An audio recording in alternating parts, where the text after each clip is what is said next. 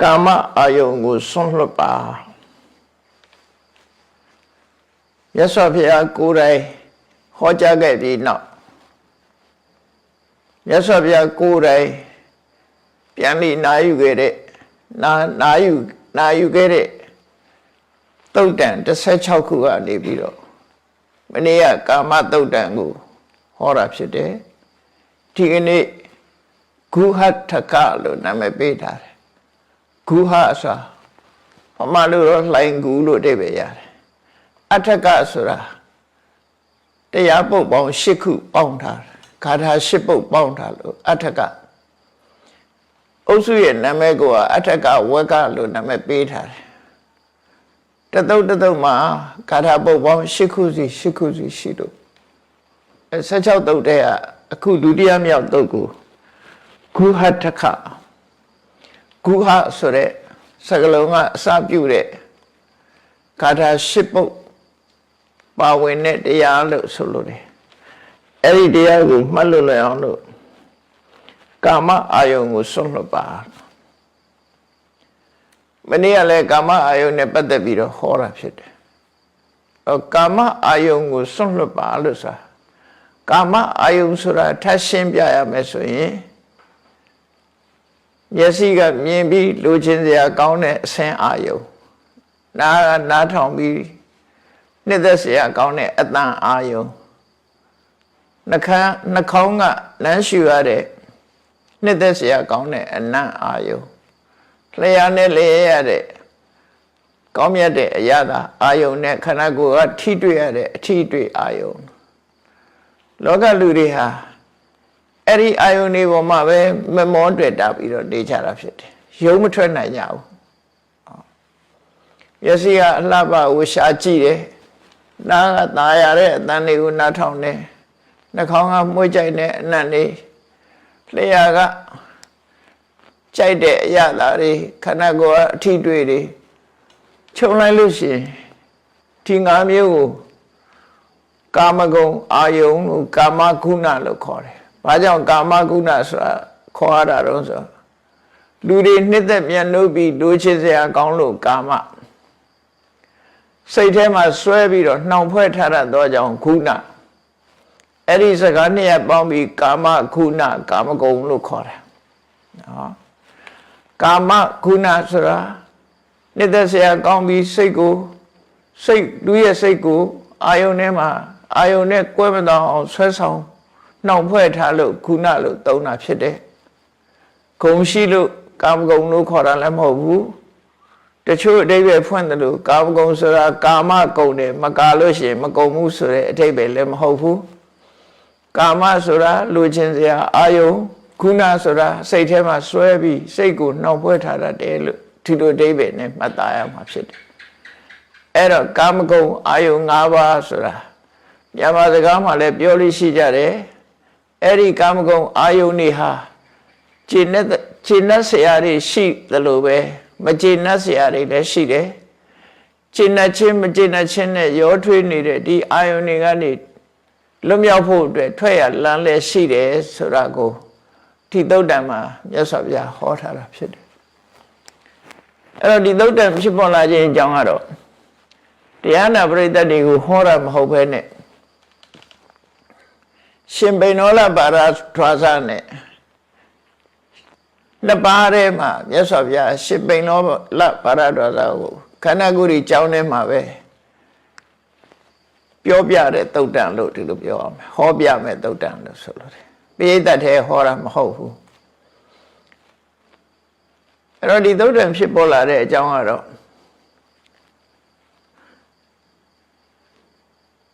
မြတ်စွာဘုရားလက်ထက်ကကောသမိပြည်မှာဥဒိဏဘုရင်အုပ်စိုးတယ်ဘုရားလက်ထက်ကအိန္ဒိယနိုင်ငံမှာဧကရိဘုရင်ဆိုတာ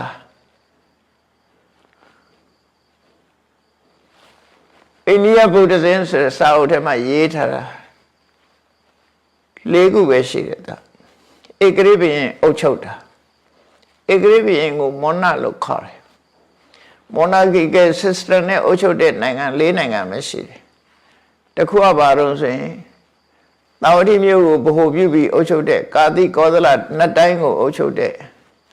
ကောသလဘုရင်အင်္ဂါတိုင်းနဲ့မဂရတိုင်းကိုနှစ်တိုင်းအုပ်ချုပ်တဲ့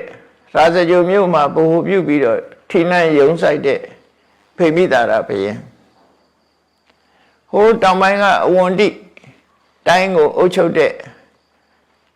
သန္နပိသောဒဘုရင်နဲ့ကုဒီဘက်ကတိုင်းတို့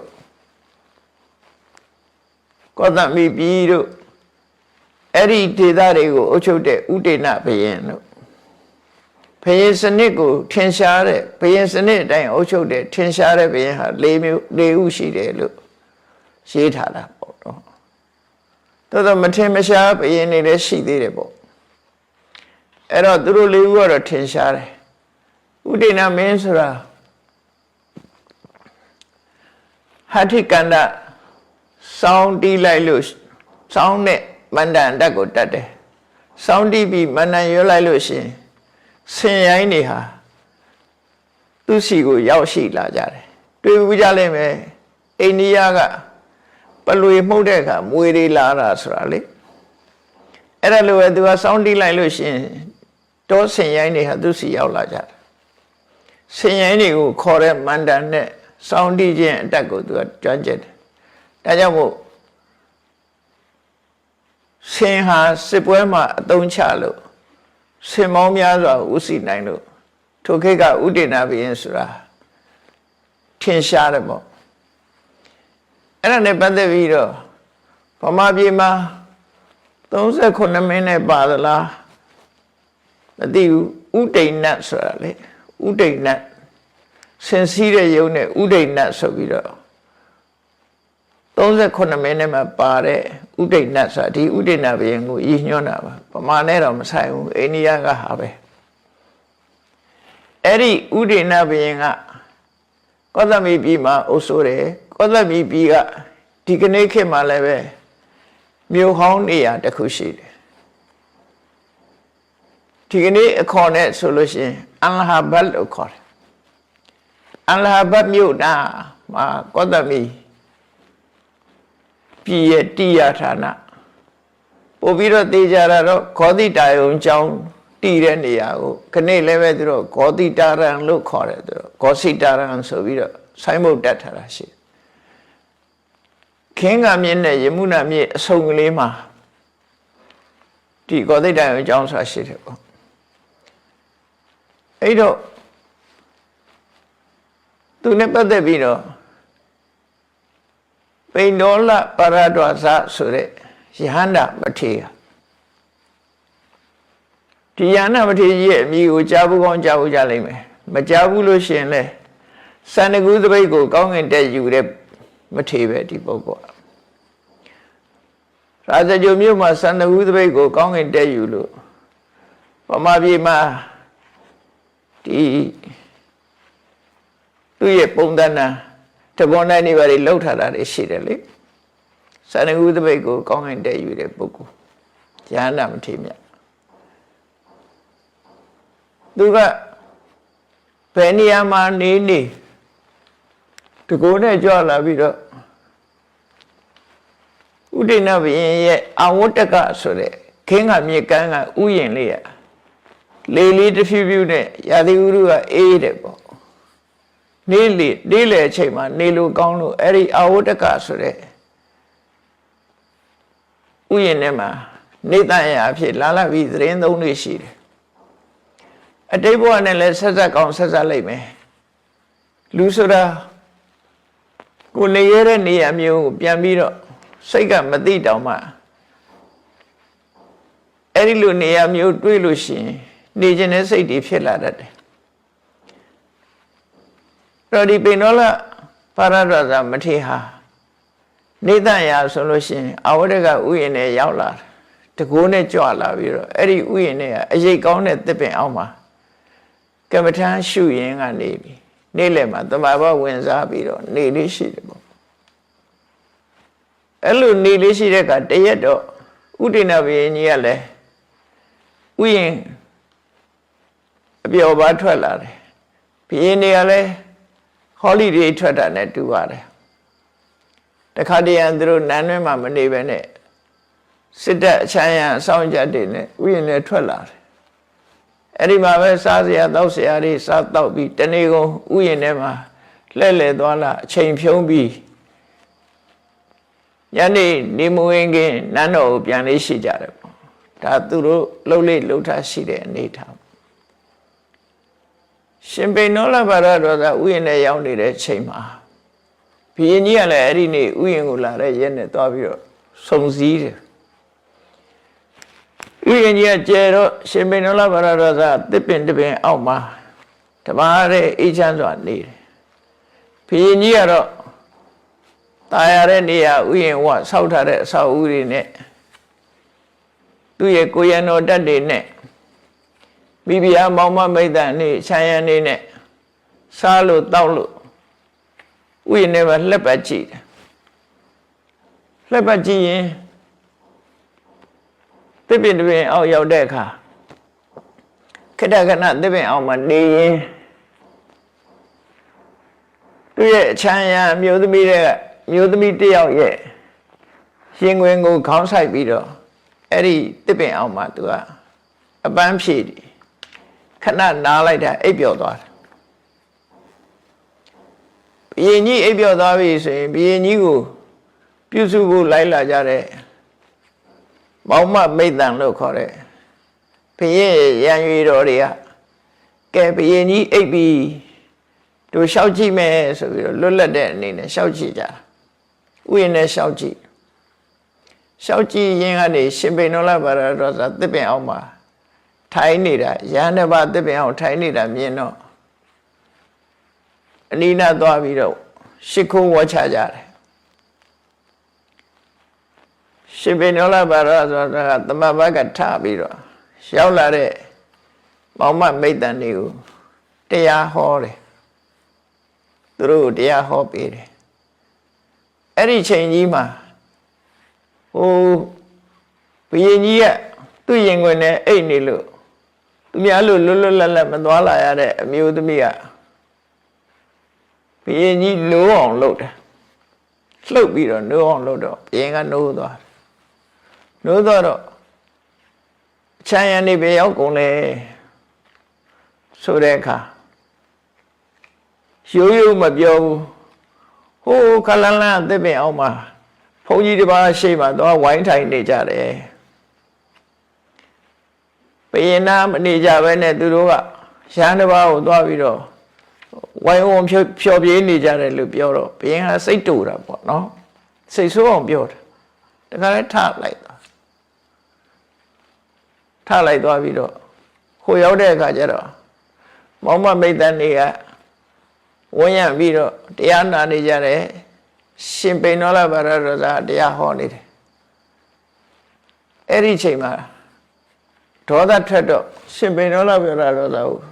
ရှင်မခိုးဘဲနဲ့လက်ညှိုးထိုးပြီးတော့ပါပြောတော့ကိုရောဒီဥယျာဉ်ဘာလို့လာတာတော့ရှင်ပိနောလကလွတ်လပ်ဝိဝေကအတွက်လာတာပါလို့ဝိဝေကဆိုတာတိတ်ဆိတ်ငြိမ်သက်စွာတပါးတည်းနေထိုင်လို့ဒီကိုလာတာပါလို့ဆိုဝိဝေကဆိုတာဘာခေါ်တာလို့ဘာပြောတာတော့ကိုရောဝိဝေကဘာလဲလို့မေးတော့ဝိဝေကလိုချင်တယ်ဆိုရင်ဘာလို့ဒီမှာအမျိုးသမီးတွေနဲ့ဝိုင်းပြီးတော့စကားပြောနေတာတော့ကိုရောတပါးတည်းနေချင်တယ်ဆိုရင်တပါးတည်းမနေဘဲနဲ့ဘာဖြစ်လို့အမျိုးသမီးတွေနဲ့ဝိုင်းနေရတယ်လဲလို့ကိုရောဝိဝေကဘယ်လိုဝိဝေကလဲလို့စိတ်ဆိုးမှန်ဆိုးနဲ့ကဲဝိဝေကအကြောင်းကိုပြောမပြနိုင်ဘူးဆိုလို့ရှိရင်ဟိုတစ်ပင်ကခါကျင်တုံးနဲ့ပေါက်မယ်ဆိုပြီးတော့ဘုရင်ကတက်ကိုင်းမှာခါကျင်တုံးကိုသွားချိုးတဲ့အခါကျတော့ခါကျင်တွေကထွက်ပြီးတော့သူ့တကူလုံးကိုကိုက်တယ်ပို့ပြီးတော့စိတ်ဆိုးသွားတယ်စိတ်ဆိုးတော့နောက်ထပ်တစ်ထုပ်သွားချိုးသူလုံးနေတာကိုကြည့်ပြီးတော့အမျိုးသမီးတွေကလည်းရင်းနှီးတဲ့အမျိုးသမီးတွေကထပြီးတော့တားမြစ်တယ် ရှင်ပိဏောလဘာရတော်သားလေငါဘောပြစ်မှားရင်တော့သူဒုက္ခရောက်တော့မယ်ဆိုပြီးတဘာဘဝင်စားပြီးဇံဝင်စားပြီးကောင်းကင်နေပြန်ကြွသွားအဲ့တော့သူခါကျင်တုံးနဲ့မပေါက်လိုက်ရတော့ဘူးပျောက်သွားတယ်နောက်တစ်ချီမှလည်းဒီလိုအဲ့ဒီလိုပျောက်သွားတဲ့အခါကျတော့ဘုရင်နဲ့ယဉ်နေတဲ့မျိုးသမီးတွေကပြောတယ်ဘုရင်မင်းကြီးဟာအဗ္ဗဓမ္မဆိုးတယ်တခြားဘုရင်တွေဆိုလို့ရှိရင်အခုတော့သူတော်စင်သူတော်များနဲ့တွေ့လို့ရှိရင်ထိုင်ပြီးတော့တရားနာတယ်အလဘတန်လဘပြောတယ်အခုတော့မဟုတ်ဘူးရဟန်းတော်တွေကိုပြစ်မှားတယ်ဆိုပြီးတော့ဝိုင်းပြီးတော့အပြစ်တင်ကြတာအပြစ်တင်တဲ့အခါမှာနောင်ဒီကိုတော့လာသေးသလားဆိုတော့ဥယျာဉ်မှုကိုမေးတော့ဥယျာဉ်မှုကမကြမကြရောက်တတ်ပါတယ်အေးဒီတစ်ခါလာရင်ငါပြောစားဆိုပြီးတော့မှားထားတယ်အဲ့ဒီခါကျင်တုံးနဲ့ပေါက်မဲ့အချိန်တုန်းကတော့ရှင်ပိဏောလဘာရတော်သာကောင်းကင်ပြန်တက်ပြီးကြွသွားတာကြွသွားပြီးသာဝတိပြီးကဏ္ဍဂုရိတိုက်မြတ်စွာဘုရားသရင်သုံးတယ်လဲလျောင်းနေတဲ့မြတ်စွာဘုရားလည်းအဲ့ဒီအချိန်မှာအပန်းဖြေလဲလျောင်းနေတဲ့အချိန်ရှင်ပိဏောလကမြေကြီးတွေကငုတ်ပြီးတော့မြတ်စွာဘုရားသရင်သုံးတဲ့ကဏ္ဍဂုရိထဲမှာသွားပြီးတော့ပေါ်တယ်မြတ်စွာဘုရားကလျောင်းဆက်ရင်နဲ့အနိနာရောက်လာတဲ့ရှင်ပိဏောလဒီအချိန်ကြီးပဲလာတာတော့ပြောတော့ကောသမီပြည်ကလာတဲ့အကြောင်းကောသမီဥဒိဏမင်းကသူ့ဝိဝေကအကြောင်းမေးတဲ့အကြောင်းမြတ်စွာဘုရားကိုလျှောက်တာဝိဝေကဆိုတာကာမဂုဏ်အာယုန်တွေကကင်းစိတ်ပြီးတော့လွတ်လွတ်လပ်လပ်နေတာဝိဝေကလို့ခေါ်တယ်ဝိဝေကဆိုတာ၃မျိုးရှိတယ်ပေါ့ကာယဝိဝေကဆိုတာတယောက်တည်းနေတာစိတ်တဝိဝေကဆိုတာကာမဂုဏ်အာယုန်နေနဲ့စိတ်ကိုခွာပြီးတော့ဆံဝင်စားပြီးတမာရီနဲ့နေတာစိတ်တဝိဝေကနောက်ဥပရိဝိဝေကဆိုတာတော့ခန္ဓာတို့ကိလေသာတို့ကံတရားတွေတို့ကင်းရှင်းတဲ့နိဗ္ဗာန်ကိုဥပရိဝိဝေကလို့ခေါ်တယ်အဲ့ဒီဝိဝေက၃ပါးရှိတဲ့တဲမှာဝိဝေကဆိုတာဘာလဲလို့မေးတာနဲ့ပတ်သက်ပြီးတော့မြတ်စွာဘုရားကဒီလိုကာမဂုဏ်အာယုန်နေနဲ့နေမျောနေတဲ့ဥဒိဏလို့လူတွေကဘယ်လိုလုပ်ပြီးဝိဝေကကိုနားလဲမှာလဲဆိုပြီးတော့ကြည့်ရတာတော့မြတ်စွာဘုရားကလျှောင်းဆက်ရင်ရှင်ပိဏောလကိုပြောပြတဲ့ဟောပြတဲ့သုတ်တန်လို့ပဲတို့ထင်ရတယ်လျှောင်းဆက်ရင်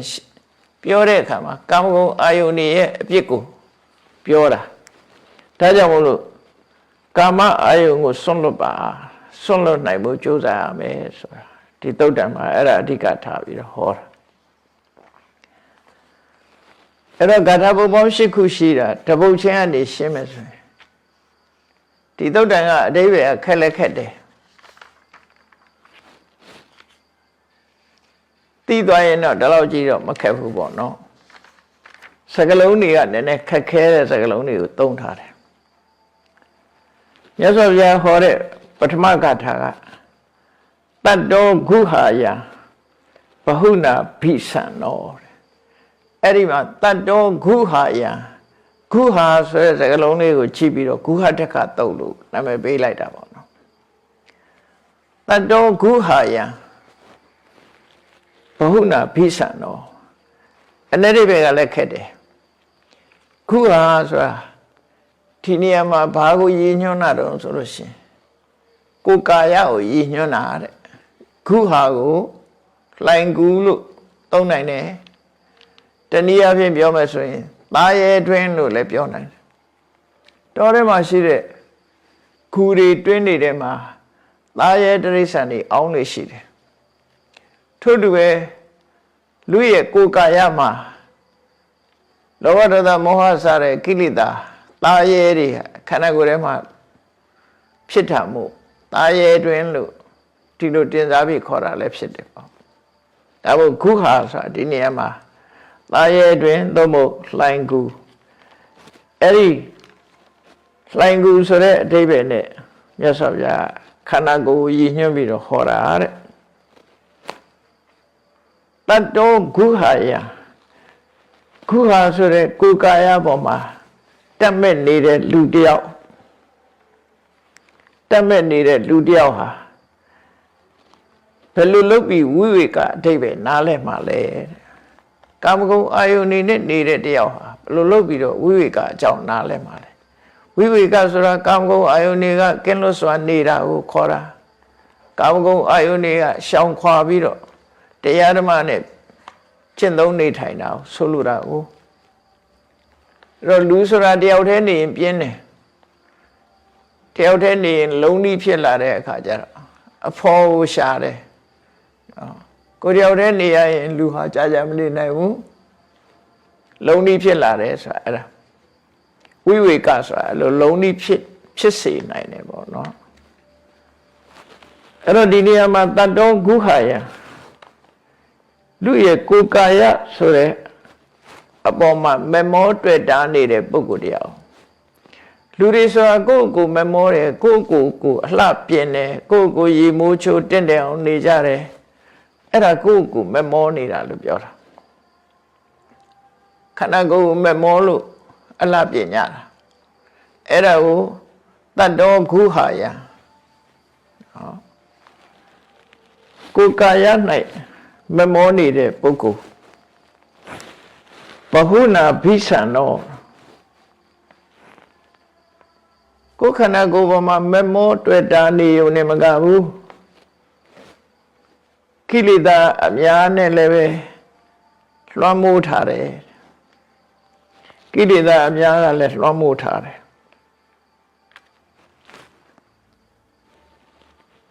ဒိဋ္ဌံနရောကိလေသာနဲ့ယက်တည်နေတဲ့ပုဂ္ဂိုလ်တော့ပုထုဇဉ်ပုဂ္ဂိုလ်တွေကိုရည်ညွှန်းပြီးတော့ပြောတာတတ္တောဂုဟာယကိုယ်ကာယပေါ်မှာမမောတွေ့တာနေပြီးဘဟုနာဘိသံနောကိလေသာတွေနဲ့လွှမ်းခြုံထားတဲ့ပုဂ္ဂိုလ်ဒိဋ္ဌံနရောကိလေသာကောင်းကုန်းတွေပေါ်မှာယက်တည်နေတဲ့ပုဂ္ဂိုလ်နောက်မောဟနသမိပခါလောမောဟနဆိုတာတွေးဝေးစေတယ်မိန်မောစေတယ်မိန်မောတယ်ဆိုတာတခြားမသိဘူးဒီထက်မှာပဲအယက်မူတာလို့မူရစေဝါတောက်ထားတာလို့အနေထားမျိုးကိုမောဟနလို့ခေါ်တယ်လူတယောက်ဟာအသိဉာဏ်တုံးသွားပြီးတော့မိန်မောတွေးဝေးပြီးတော့သွားတယ်မောဟနသမိတ်ဆိုတာမောဟနဆိုတာခုနကပြောတယ်ကာမဂုဏ်အာယုံ၅ပါးကိုမောဟနလို့ခေါ်တယ်အဲ့ဒီကာမဂုဏ်အာယုံ၅ပါးပေါ်မှာလင်မွန်းနေတဲ့ပုဂ္ဂိုလ်တယောက်ဟာတဲ့ဒူရေဝိဝေကတရားနဲ့သူကအဝေးကြီးပါ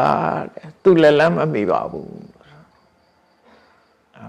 ရသော်ဗျာစကလုံး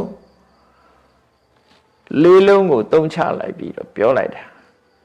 တတ္တောဂုဟာယကိုယ်ကာယပေါ်မှာတက်မဲ့နေတယ်ဘဟုနာဘိသံနောကိလေသာတွေနဲ့လွှမ်းခြုံထားတယ်ဒိဋ္ဌံနရောကိလေသာတွေနဲ့ယက်တည်နေတယ်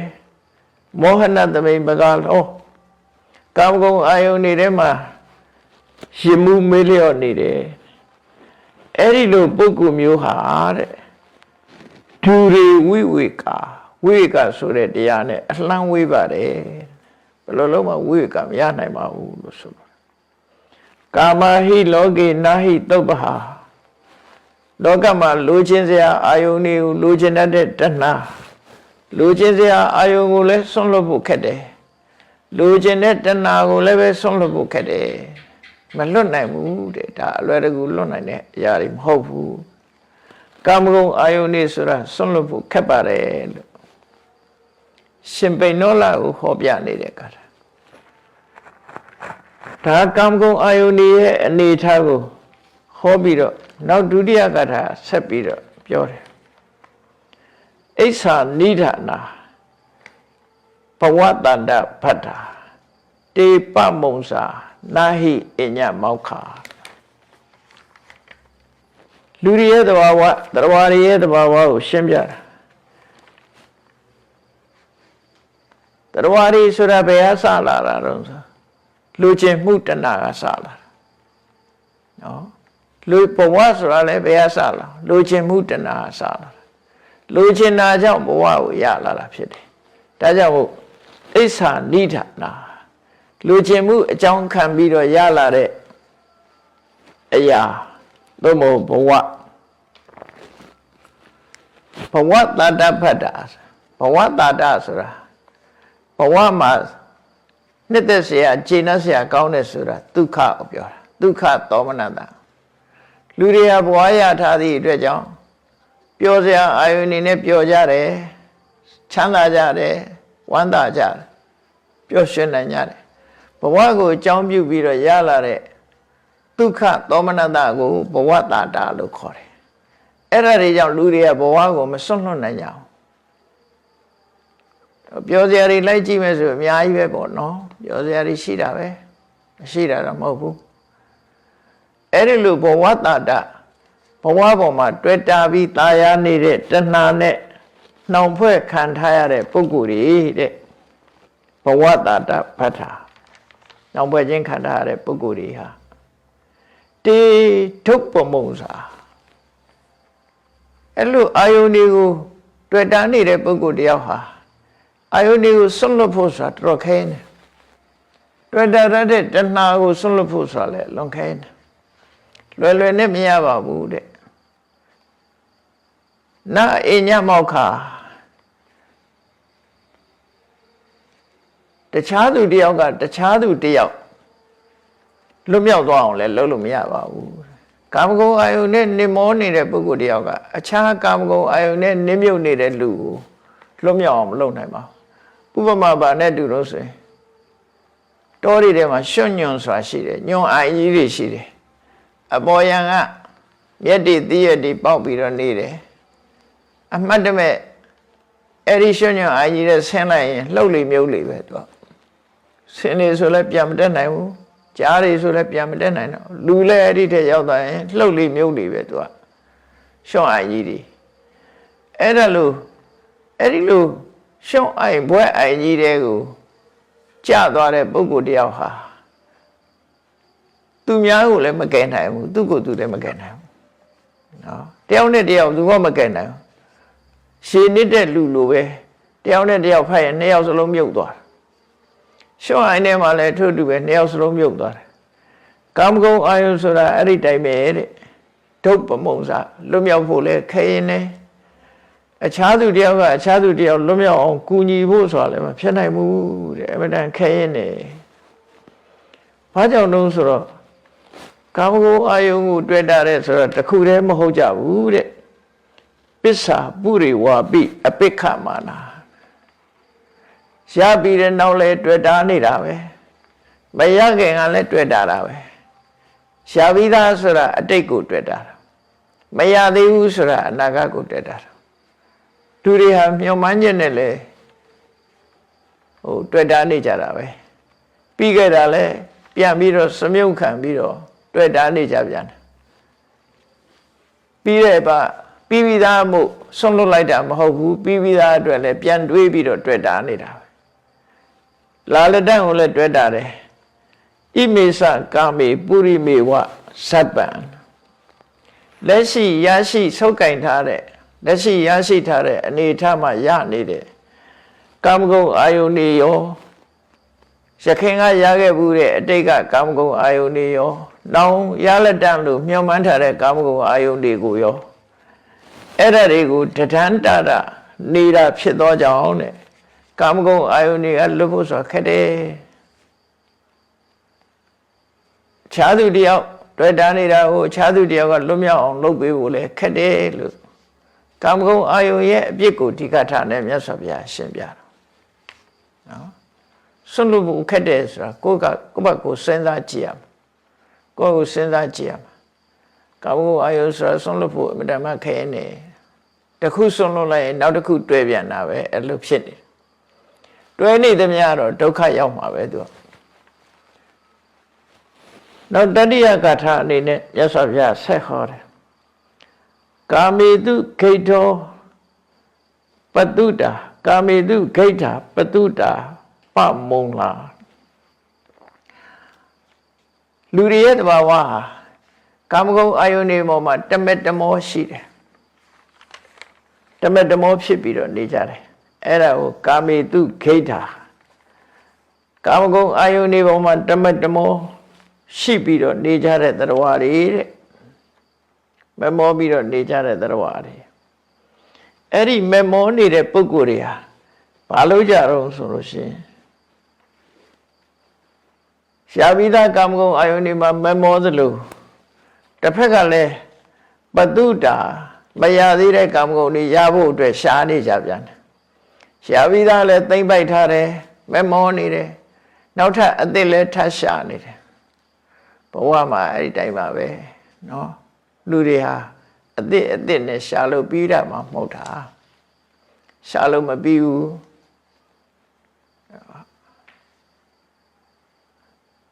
အဲ့ဒီလိုလူတွေရဲ့တဘာဝကိုမြတ်စွာဘုရားကာမေတုခိဋ္ဌာ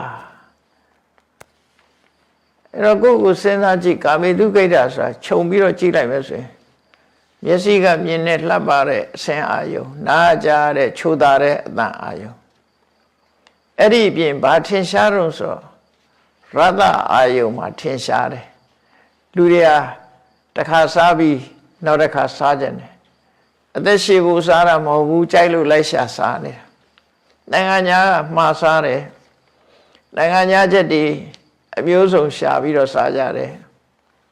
အစားအစာနဲ့ပတ်သက်ပြီးတော့ဘယ်ဆိုင်ကကောင်းတယ်အဲ့တော့ရိုးရိုးအစားနဲ့အားမရတဲ့အခါကျတော့ဘီယာပါတောက်လာဒါလည်းကာမဂုဏ်အာယုံပဲအဲ့ဒါလို့အာယုန်ဒီမှာမလွတ်နိုင်တော့လူတွေဆွဲလန်းပြီးတော့လာတယ်ဆွဲလန်းလာလို့ရဖို့ရအတွက်လည်းကြိုးစားလာကြတယ်အဲ့ဒါကိုကာမေတုခိဋ္ဌာကာမဂုဏ်အာယုန်တွေကိုမမောတယ်ကာမဂုဏ်အာယုန်မမောလို့မျက်စိကအလှပကိုကြည့်ဖို့ဆိုတာဘယ်တော့မှမဆုံးနိုင်တဲ့ပစ္စည်းတွေကိုတီထွင်နေကြတယ်အတန်ဆိုတာလဲအတန်ပိုင်းဆိုင်ရာလဲတီထွင်ပြီးတော့နေကြတယ်တခြင်းတွေအသစ်အယ်ဘန်တွေထွက်တခြင်းဟောင်းသွားရင်တော့တခြင်းအသစ်နားထောင်အဲ့တော့ဘယ်တခြင်းတော့ဝါသွားပြီလို့နောက်ထပ်မကြားချင်တော့ဘူးလို့မရှိဘူးနောက်ထပ်အသစ်နားထောင်နေတာပဲအဲ့ဒါကြောင့်ရဖို့လဲကြိုးစားနေကြတာပဲအစားအသောက်ဆိုတာလဲပြီးသွားတယ်လို့မရှိဘူးရဖို့ကြိုးစားနေကြတာပဲပမုလာတဲ့ကာမဂုဏ်အာယုန်နဲ့တွေ့ရင်လူတွေဟာစဉ်းစားဉာဏ်ပျောက်ပြီးတော့တွေးဝေမိန်မောပြီးဒီထဲမှာနစ်မျောသွားကြတယ်ကာမဂုဏ်အာယုန်ထဲမှာမျောနေတယ်မျောတယ်ဆိုတာဘာမှဥတတိမရဘူးဒီထဲမှာပျော်နေကြတာ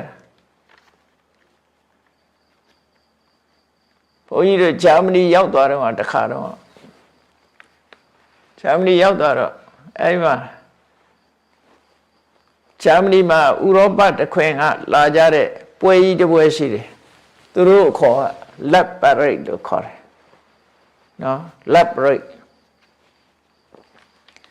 ချစ်တဲ့ပွဲပေါ့နော်အဲ့တော့ဥရောပလူတွေလာကြတာမြေထားနဲ့လာကြတယ်ကားတွေနဲ့လာကြတယ်လိမ်မြန်တွေနဲ့လာကြတယ်ဘာလို့မျိုးပေါ်မှာပြည့်ညတ်သွားလောက်အောင်အဲ့ဒီပွဲကြီးမှာလာကြတယ်ဘာလို့ကြတာတော့ဆိုကာကြခုံကြပြောကြပါကြစားကြတောက်ကြတယ်အဲ laboratory ဆိုတာအဲဂျာမန်ဘုန်းကြီးတွေကဗမာပြည်ရောက်ဖူးတဲ့ဂျာမန်ဘုန်းကြီးတွေကဆရာတော်ကိုပြအောင်မယ်ဆိုပြီးတော့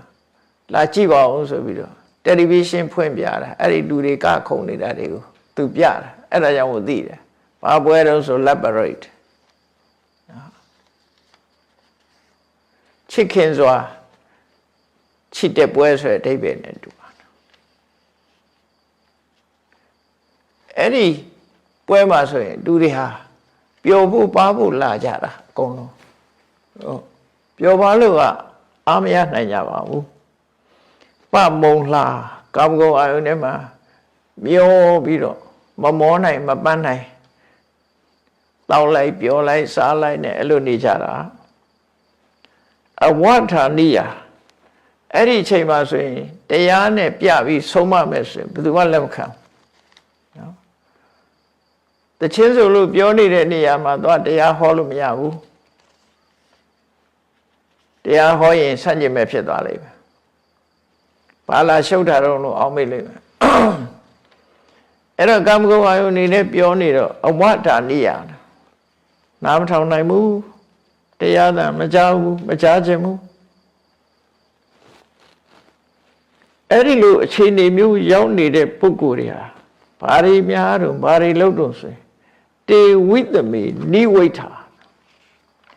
သူတို့ဟာကာမဂုဏ်အာယုန်တွေမှာပျော်ပါနေတဲ့ပုဂ္ဂိုလ်တိုင်းဝိတမေနိဝိဋ္ဌာဝိတမဆိုတာမမျှတတဲ့ကုသိုလ်အကုသိုလ်လုပ်ငန်းတွေထူးဆဲတွေပေါ့လေမှာတော့ကုသိုလ်ကောင်းမှုမဟုတ်ဘဲနဲ့အကုသိုလ်အလုပ်တွေထဲမှာနှမျောနေတယ်အရက်တော့မယ်ပြောမယ်ပါမယ်အချင်းချင်းမတည့်ရန်ဖြစ်ကြမယ်ရိုက်ကြမယ်နှက်ကြမယ်အကုသိုလ်တွေနဲ့အဲ့ဒါဝိတမေနိဝိဋ္ဌာ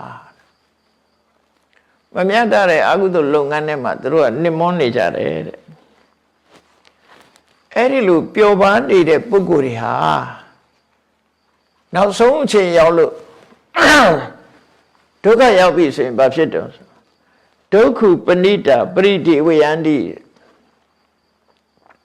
ဒုက္ခနဲ့ကြုံပြီဆိုတဲ့အခါကျတော့ပြည်တန်းကြပြန်တယ်ငိုကြပြန်တယ်ဘယ်လိုငိုတော့ဆိုရင်ဒီဒုက္ခဘယ်လိုဒုက္ခတော့ဆိုရင်သေဖို့ကြုံလာတဲ့အခါသေကံဤဖြစ်လာတဲ့အခါမျိုးကြရင်တော့သူတို့ဟာငိုကြွေးကြတယ်မြည်တမ်းကြတယ်ဘာလို့မြည်တမ်းတယ်ဆိုကိန္တုပဝိတ္တမဣတောစုတာငါဒီဘဝကသေသွားရင်ဘယ်များဖြစ်မှာပါလိမ့်ဆိုပြီးတော့သေကံဤမှာဆိုလို့ရှိရင်ဒုက္ခရောက်ပြီဆိုတဲ့အချိန်ကြတော့မှမြည်တမ်းကြတယ်ငိုယိုကြတယ်ဝမ်းနဲ့ပန်းနဲ့ဖြစ်ကုန်ကြပြန်တယ်ပျော်တဲ့အချိန်တုန်းကတော့ပျော်လို့မဆုံးဘူးနော်သေကံဤရောက်တဲ့အခါကျတော့လက်ထဲမှာဘာမှမရှိတော့တဲ့အခါမှာအဲ့ကြရင်တော့ဆိုရင်တော့ကတွေရောက်ပြီးဒုက္ခရောက်ကြတယ်ဒါဟုတ်သေကံဤမှာလူတွေကသေဝံသေနည်းမျိုးမျိုးကြုံရတယ်ဆိုတာသေကံဤပြုစုရတဲ့အဲ့ဒီဂျာမနီကနတ်အမျိုးသမီးတယောက်ရှောက်ဖူးတယ်သူကသေကံဤလူတွေကိုပြုစုရတဲ့ဆေးရုံမှာသူလုပ်တယ်တဲ့လုပ်တဲ့အခါတချို့လူတွေကပြုံးနေတည်သွားတာရှိတယ်တချို့လူတွေကယုံကံပြီးတော့တည်သွားတာရှိတယ်တချို့လူတွေကမယုံကံနိုင်မဲ့ပြီးတည်သွားတာရှိတယ်အမျိုးစုံတွေ့ရတယ်အဲ့ဒါဘာဖြစ်လို့တော့လို့မေးဘူးတယ်လူတွေရဲ့စိတ်အခြေအနေကကြောက်စရာအယုံနဲ့တွေးလို့ရှိရင်သူကြောက်လန့်နေတဲ့ပုံစံပေါ်လာတယ်ယုံကံနဲ့ဆိုလာဆွဲခေါ်နေတာလို့စိတ်ထဲထင်ရင်သူကယုံတာပဲ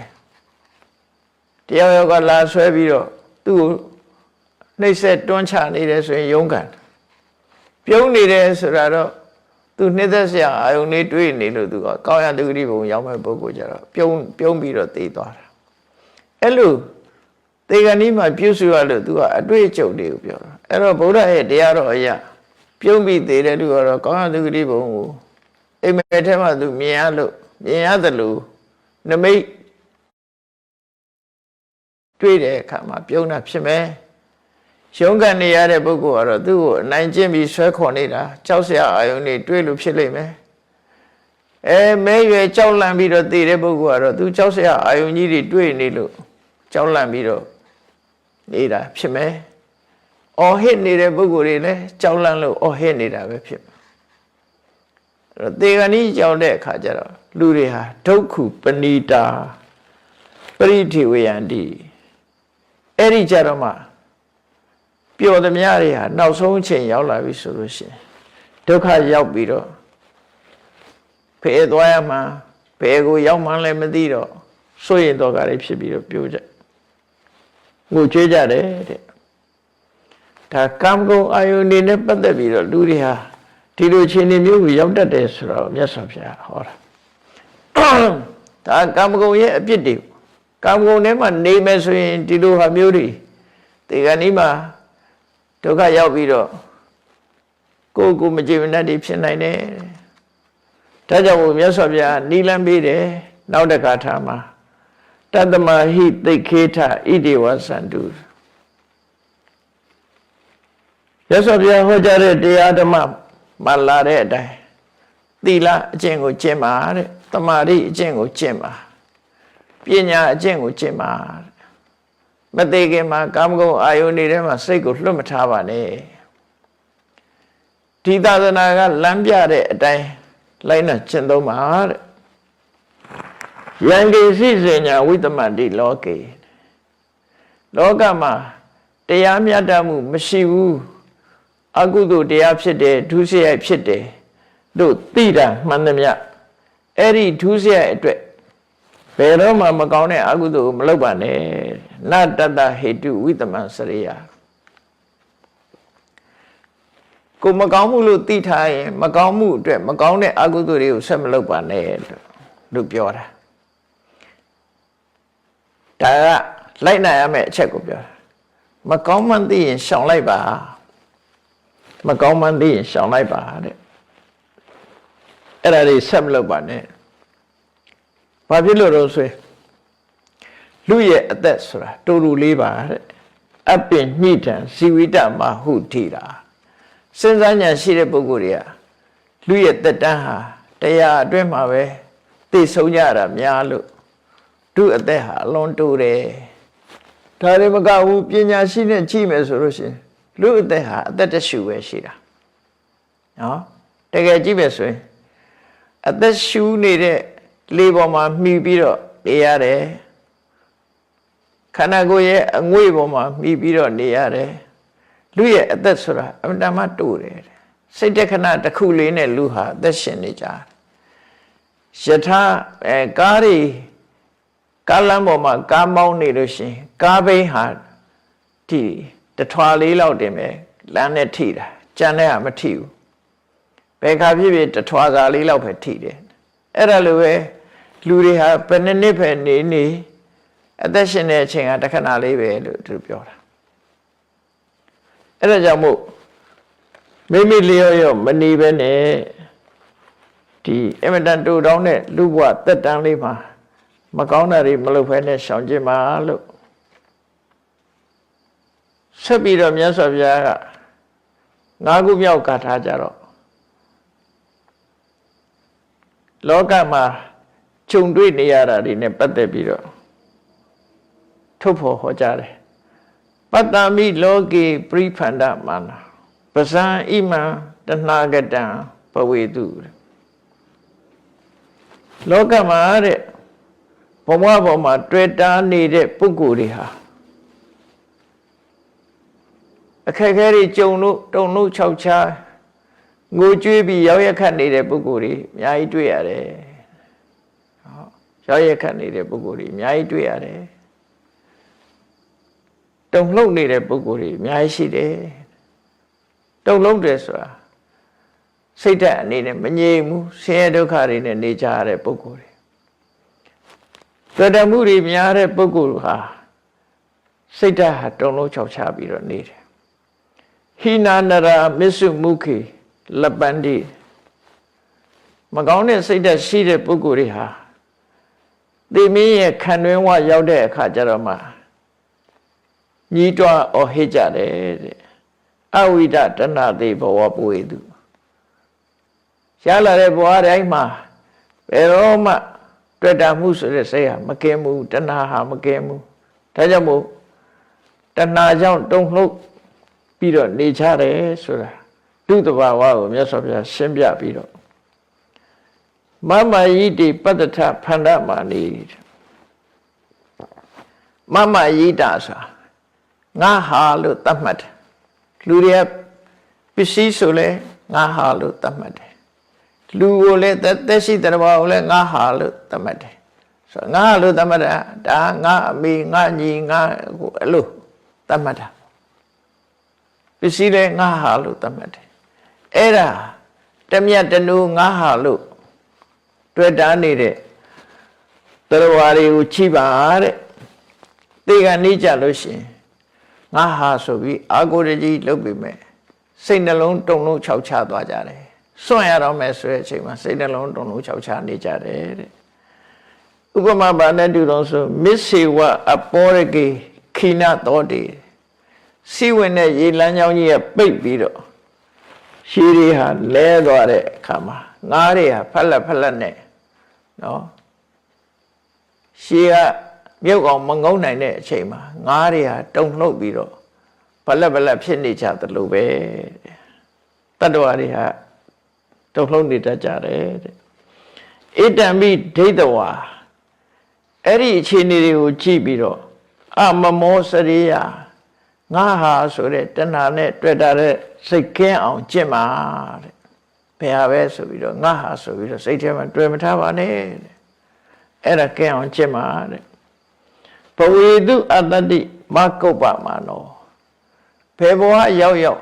ရှားထားတဲ့ဘဝတွေပေါ်မှာပြင်းပြင်းထန်ထန်တွေ့တာစိတ်တွေမဖြစ်ပါစေနဲ့တွေ့တာစိတ်ဖြစ်ရင်ဘာဖြစ်လဲတွေ့တာမှုကြီးလေလေစွန့်လွတ်ရဖို့ခက်လေလေတွေ့တာမှုများလေလေတောကများလေလေတွေ့တာမှုကြီးလေလေရှင်တွေကပူလောင်မှုတွေများလေလေဖြစ်လာမှာဒါကြောင့်မို့မြတ်စွာဘုရား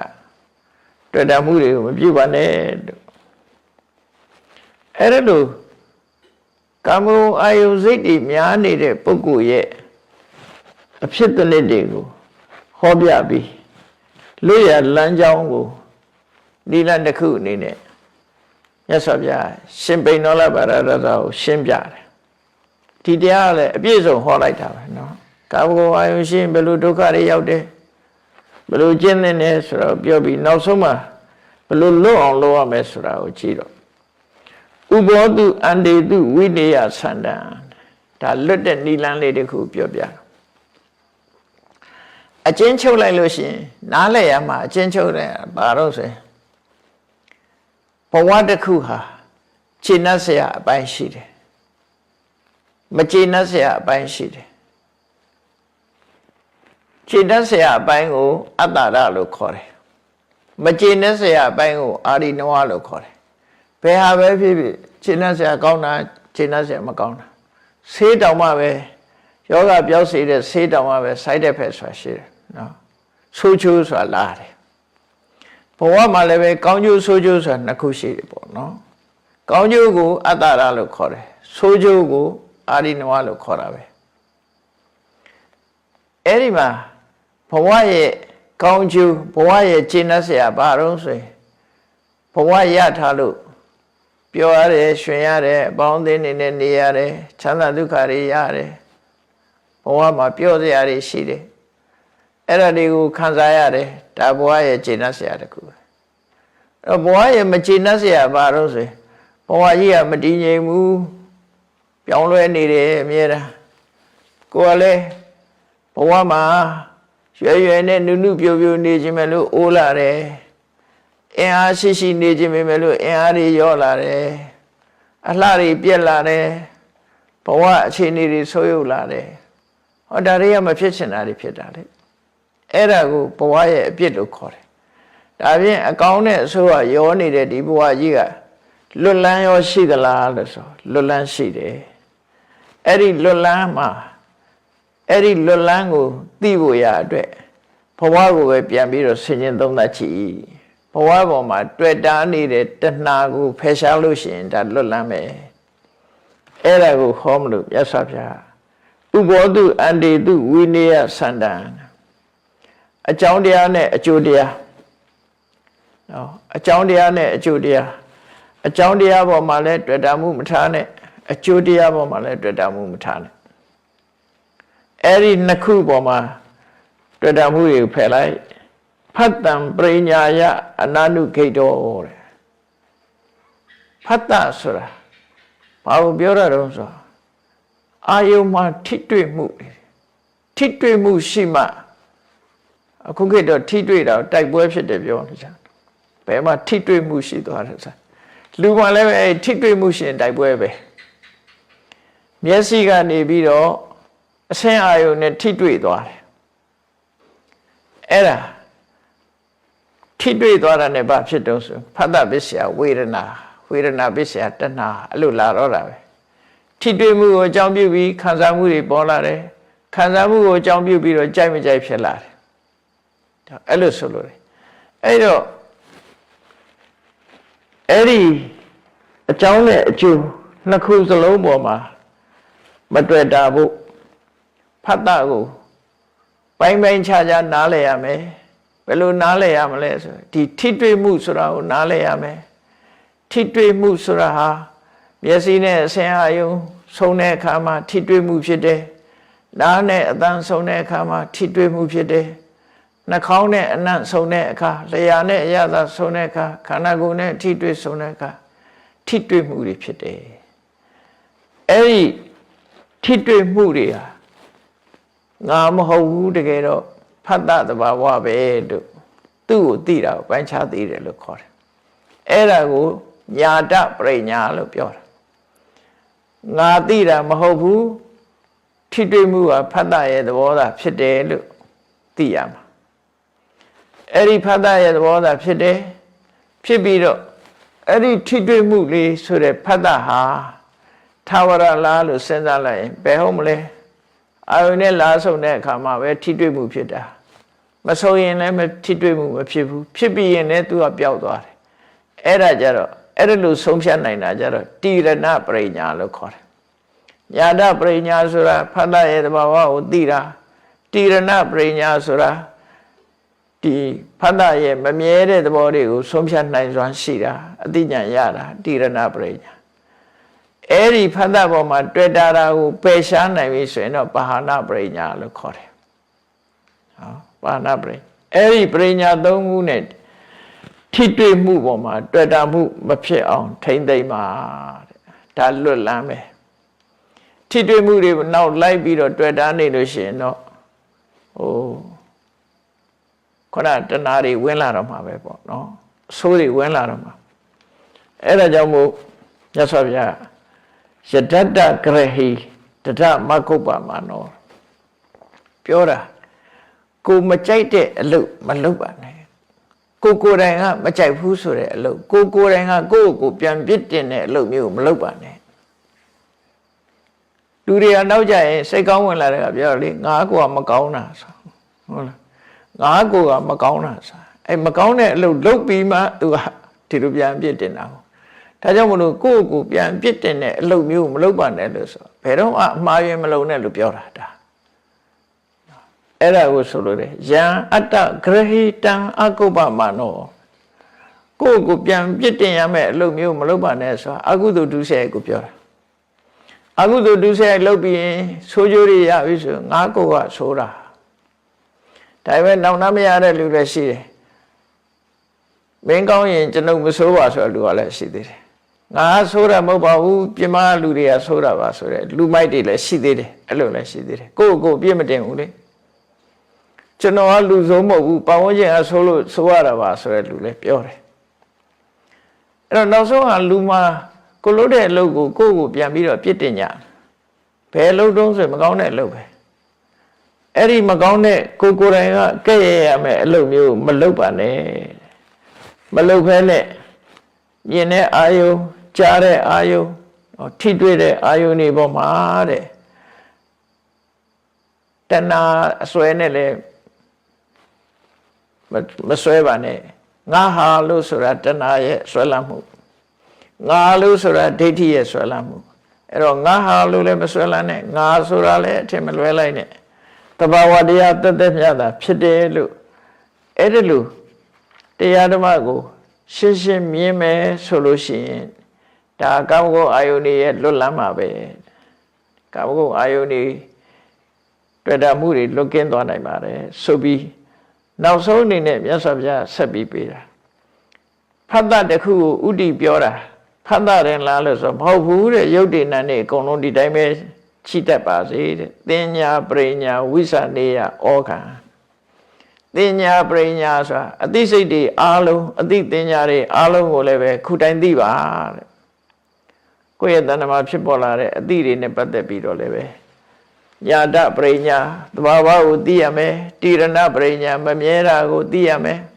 ပါဟနာပရိညာတွေ့တာမှုတွေကိုဖယ်နိုင်ရမယ်အဲ့ဒီ၃မျိုးနဲ့ကိုယ့်ရင်ထဲမှာဖြစ်လာတဲ့တရားတွေကိုငါဟာဆိုတဲ့တဏှာမစွဲနိုင်အောင်ငါဆိုတဲ့ဒိဋ္ဌိမဝင်လာအောင်ပရိညာ၃ရပ်နဲ့ဖယ်ရှားပါတဲ့ဖယ်ရှားပြီးတော့အခက်ခဲကိုကြော်လွှားလိုက်ပါတဲ့ဝိတရိယဩဃံဩဃဆိုတာ ကြော်ဖြတ်ဖို့ခက်တာကိုဩဃခေါ်တာဩဃဟာကာမောဃလို့ဆိုတာကာမဂုဏ်အာယုန်တွေကကြော်ဖြတ်ဖို့ခက်တယ်ဆွန့်လွတ်ပြဖို့အမြဲတမ်းခဲနေလူတိုင်းဖို့မလွယ်ဘူးအဲ့တော့လူတွေကလူဘဝကိုဆွန့်လွတ်ပြန်တော့လေဘုန်းကြီးဘဝဘုန်းကြီးရောက်တဲ့အခါဘုန်းကြီးတစ်ခါတွေ့ပြန်ရောနော်တခုမဟုတ်တခုပြန်တွေ့တတ်တယ်အဲကြောင့်မလို့ကာမဂုဏ်အာယုန်ဆွန့်လွတ်တယ်ဆိုတာရေဒီလိုင်းကြီးကိုဖြတ်ရတဲ့သဘောပဲအမြဲတမ်းခက်ခဲတယ်ဟိုဘက်ရောက်ဖို့ဆိုတာခက်တယ်ပရိက္ခဟေတုမုနိနောဘလိတ်တော်တဲ့လူတွေမှာသိမ့်ပိုက်တာနှစ်ခုရှိတယ်ဘာမြင်လိုက်ဘာနဲ့သိမ့်ပိုက်တော့တဏှာနဲ့သိမ့်ပိုက်တယ်တဏှာအမြင်နဲ့ချင့်ကပ်လိုက်တယ်ဒိဋ္ဌိအမြင်နဲ့ချင့်ကပ်လိုက်တယ်ဆိုလိုတာကငါဟာဆိုအတွေ့ပဲများသောအားဖြင့်လူတွေဟာမရှက်ကဆက်လန်းမှာပြောသလိုပဲတနေ့လူတွေဟာဘာပဲဖြစ်ဖြစ်ငါဟာဆိုပြီးချုပ်ကင်နေကြတာလေအများဆုံးသုံးတဲ့ဟာငါဟာငါနဲ့ငါဟာဒီနှစ်ခုနဲ့ပဲဆွဲလန်းပြီးတော့နေကြတော့အသိပညာရှိတဲ့ပုဂ္ဂိုလ်ဟာငါဟာဆိုတဲ့အစွဲတွေကင်းအောင်လုပ်ပါတဲ့အပုံလှတန်လို့အဲ့ဒီအစွဲတွေငါဟာဆိုတဲ့တွေ့တာမှုကင်းသွားလို့ရှင်ဘာဖြစ်တုံးဆိုရှင်ထဲမှာစူးနေတဲ့မြားညောင်ကြီးဟာနှုတ်ပြီးသားဖြစ်သွားလိမ့်မယ်ဟုတ်တာပေါ့တွေ့တာမှုရှိလို့လူတွေကတောကဖြစ်တာကိုတွေ့တာမှုလွတ်သွားတယ်ဆိုလို့ရှိရင်ရှင်ထဲမှာစူးဝင်နေတဲ့ခံရခက်တဲ့ဟာဆိုမရှိတော့အဲ့ဒါကိုအပုံလှတန်လို့တဲ့မြားနဲ့ဥပမာပေးတာတော့ရှေးတုန်းကမြားနဲ့ပြစ်တာတွေများတာမြားနဲ့မြားစုသွားပြီဆိုရင်မြားကချိတ်ကလေးကလည်းပါတဲ့အခါကျတော့ခွဲစိတ်ပြီးထုတ်ရတာအမတမနာကျင်နေမယ်အမတမနာကျင်နေအဲ့ဒါကြောင့်မို့ရှင်ထဲမှာစူးဝင်သွားတဲ့မြားဟာနှုတ်ဖို့ရခက်တယ်လို့ကိုယ်ရင်ထဲမှာရောက်နေတဲ့တဏှာတို့တောကတို့ဒိဋ္ဌိတို့ဆိုနှုတ်ယူဖို့ကမတန်ခက်တယ်ခုနလိုငါဆိုတဲ့အတွေးတွေကိုဖယ်ရှားလိုက်နိုင်လို့ရှင်အပုံလှတန်လို့ရှင်ဝါစူးနေတဲ့မြားကြီးကိုနှုတ်လိုက်ရသလိုစရမပမတ်တော်အဲ့ဒါကိုတတိထားပြီးတော့အဲ့ဒီအခြေအနေရောက်အောင်မမေးမလျော့ချင်းချင်ကြုတ်ကိုအထုတ်ပါတဲ့ဒါမှမဟုတ်နေတဲ့ချင်းချင်ကြုတ်ကိုအထုတ်ပါနာတိတတိလောကမိမှန်ပရင်စာအဲ့ဒါလို့အထုတ်လိုက်လို့ရှိရင်လက်ရှိဘဝကိုလည်းမတွေ့တာတော့ဘူးနောက်ဘဝကိုလည်းမမျှော်လင့်တော့ဘူးဆိုတာဘာကိုမှလိုချင်တာမရှိတော့ဘဲနဲ့တဏှာဟာဆုံးသက်ပြီးတော့တဏှာကင်းရနိဗ္ဗာန်ကိုရောက်ရှိနိုင်ပါတယ်လို့နိဗ္ဗာန်ရောက်ကြောင်းတရားဟောတာမှန်ရသော်ဗျာနော်နိဗ္ဗာန်ရောက်သွားတဲ့ပုဂ္ဂိုလ်တယောက်ဟာနာတိတတိလောကမိမှန်ပရင်စားတယ်လက်ရှိဘဝကိုလည်းမတွေ့တာဘူးနောက်ဘဝကိုလည်းမမျှော်လင့်တော့ဘူးသူဟာအလုံးဟာတဏှာနဲ့လုံးဝလွတ်ကင်းသွားတယ်ဆိုတဲ့အဓိပ္ပာယ်ကိုဖော်ပြတာဒါကမြတ်စွာဘုရားကရှင်ပိဏောလပါရဒွါစကိုနှစ်ပါးထဲမှာခန္ဓာကိုယ်ကြီးတိုက်တဲ့ဟောလိုက်တဲ့ဂါထာ၈ပုဒ်အဲဒီဂါထာ၈ပုဒ်ကိုဂုဟထကတုတ်လို့ခေါ်တာဖြစ်ပါတယ်ဒုတိယမြောက်ဒီတုတ်တန်ကိုမြတ်စွာဘုရားရှင်ပိဏောလကိုဟောခဲ့ပေမဲ့လို့သာသနာတော်မှာထင်ရှားတဲ့တုတ်တန်ဖြစ်ပြီးအဝန္တိတိုင်းကကြွလာတဲ့ရှင်သောနာမြတ်စွာဘုရားကိုဒီသုတ်တန်တွေကိုရွတ်ဆိုပြီးတော့ပြတဲ့အခါမြတ်စွာဘုရားကိုယ်တိုင်နားထောင်ပြီးတော့စာတဲ့စာရီကြီးနေအောင်ရတာပဲတရားတွေကြီးနေအောင်ရတယ်လို့ဆိုမြတ်စွာဘုရားကိုယ်တိုင်ကတာရုခေါ်တယ်သူကိုယ်တိုင်ဟောထားတဲ့ဒီသုတ်တန်တွေကိုသူကိုယ်တိုင်ပြန်နာပြီးတော့သုတ်တန်16ခုနာပြီးတဲ့အခါမှာမြတ်စွာဘုရားကိုယ်တိုင်တာရုခေါ်ခဲ့တယ်တဲ့တရားချစ်ခင်သူတော်စင်ပြိဿအပေါင်းတို့ကုဟတကတုတ်ကာမဂုဏ်အာယုံများကိုစွန့်လွတ်ပါကာမဂုဏ်အာယုံကိုစွန့်လွတ်ပါစွန့်လွတ်ဖို့ကြိုးစားဖို့မြတ်စွာဘုရားတိုက်တွန်းထားတဲ့အတိုင်းတို့ဘဝမှာလည်းပဲရှင်ထဲမှာစုဝင်နေတဲ့မြတ်ကိုဆွဲနှုတ်ပြီးချမ်းသာဒုက္ခရနိုင်ဖို့အတွက်ကာမဂုဏ်အာယုံကိုစွန့်လွတ်ရမှာဖြစ်တယ်လို့ကိုယ်စီမှတ်သားနာယူပြီးစွန့်လွတ်နိုင်အောင်ကြိုးစားအားထုတ်နိုင်ကြပါစေကုန်သတည်း